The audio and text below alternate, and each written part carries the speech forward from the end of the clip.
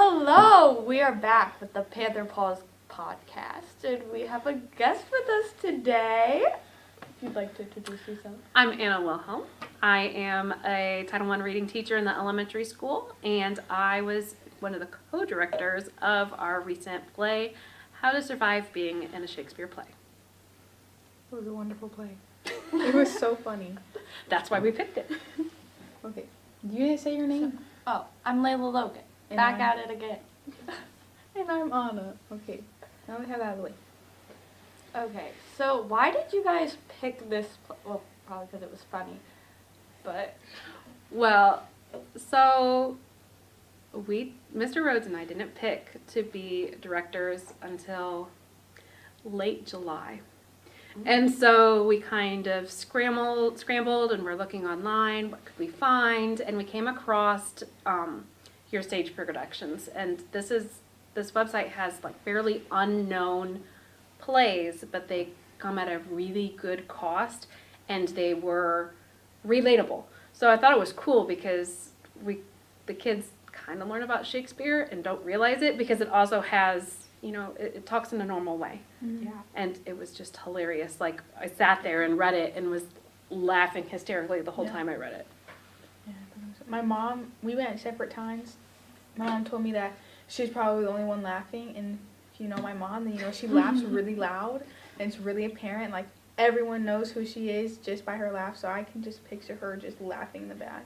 Listen, I was still laughing during dress rehearsal to the point where I'm out in the audience because I also ran the microphones. So I'm sitting in the audience tinkering with the microphones, and Hannah comes on stage in her bear costume and roar, clamor, and I am just busting a gut. And she yells, "Mrs. Wilhelm, stop laughing!" Sorry, I can't help it. It's just too funny. It was funny. How was the kids during your play practices?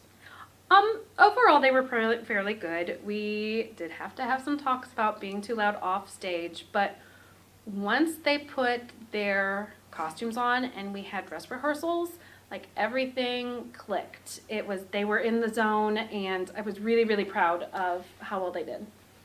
Even though some didn't have costumes until like Thursday.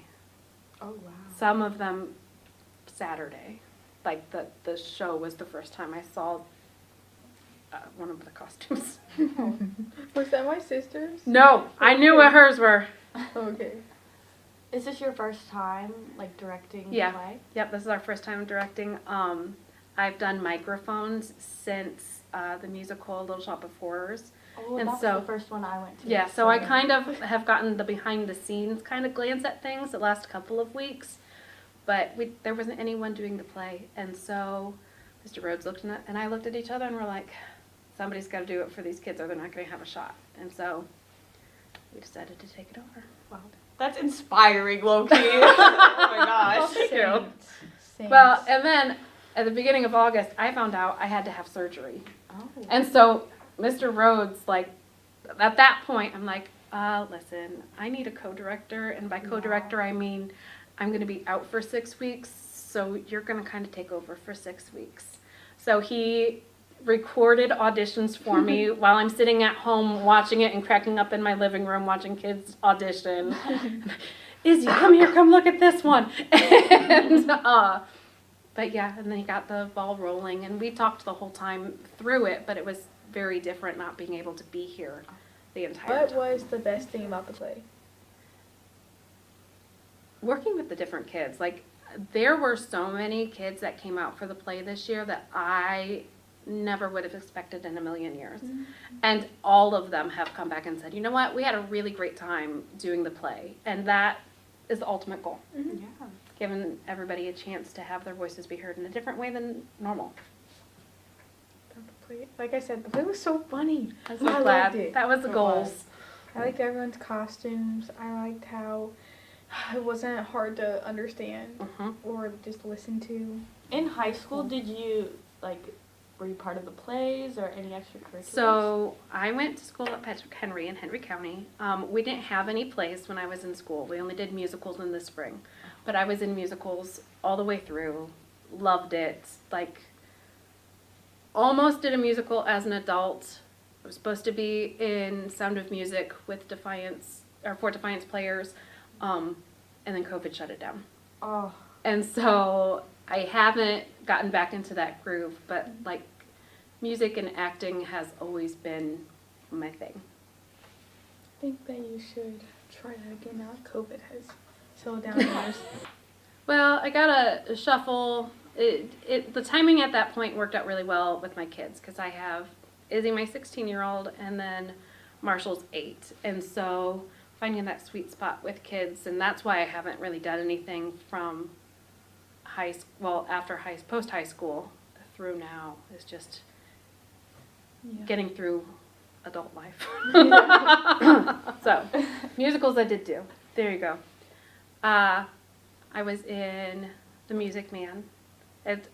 All were minor roles until my senior year. Music Man, West Side Story, which could never fly in a high school these days because of the you have to be very more careful now than we did back in the late 90s, early 2000s. I love West Side Story.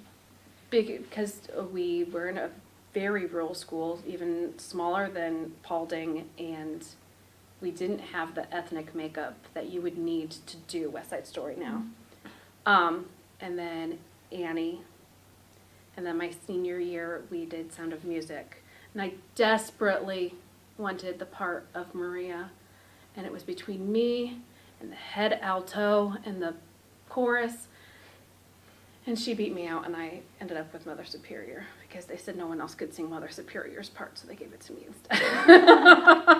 Do you plan on being part of the musical or the play coming ones? So Mrs. Carnahan is taking back over the musical this year, but she and I are very close friends. We talk literally every day, and so I do plan on helping her out some also, and I'll be back up on the mics again.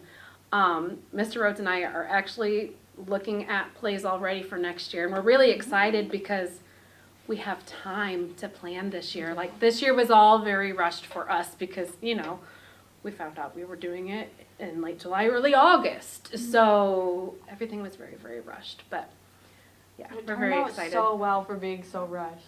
Yeah. You would have never known. I am really, really proud of how awesome it turned out and how well the kids knew their lines, and even if they forgot a line, they picked right up right away, and I feel like we didn't have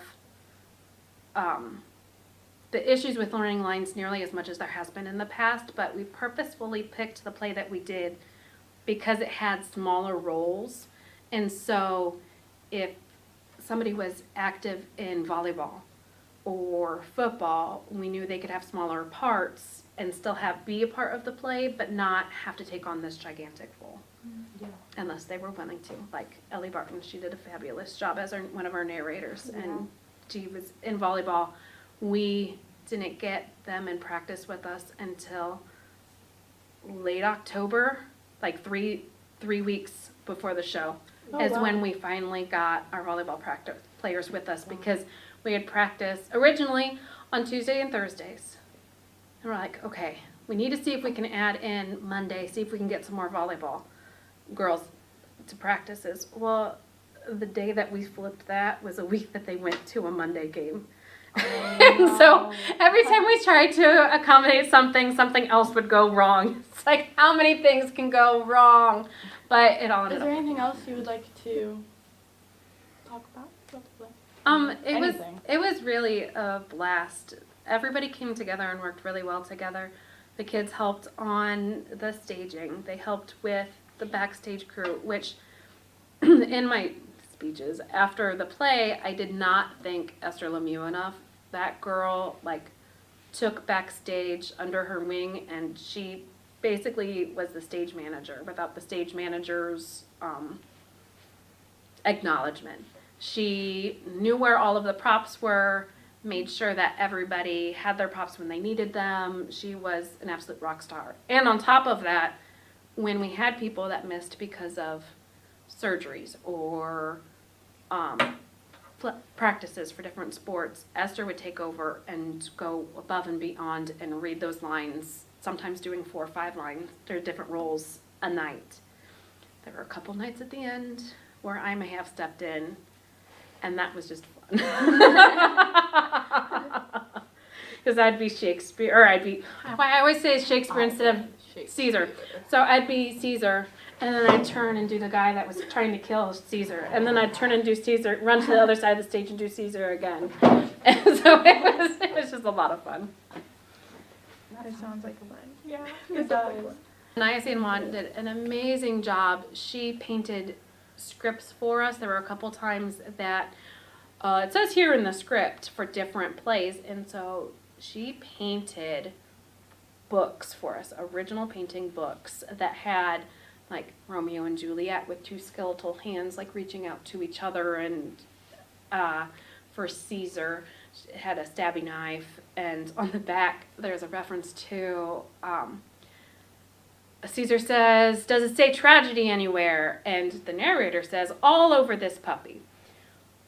She went above and beyond with that, and on the back of that script, she wrote reviews. And each of the reviews talked about how tragic the play was. And so I don't know how much of that translated into the audience, but at least for us backstage, it was hilarious.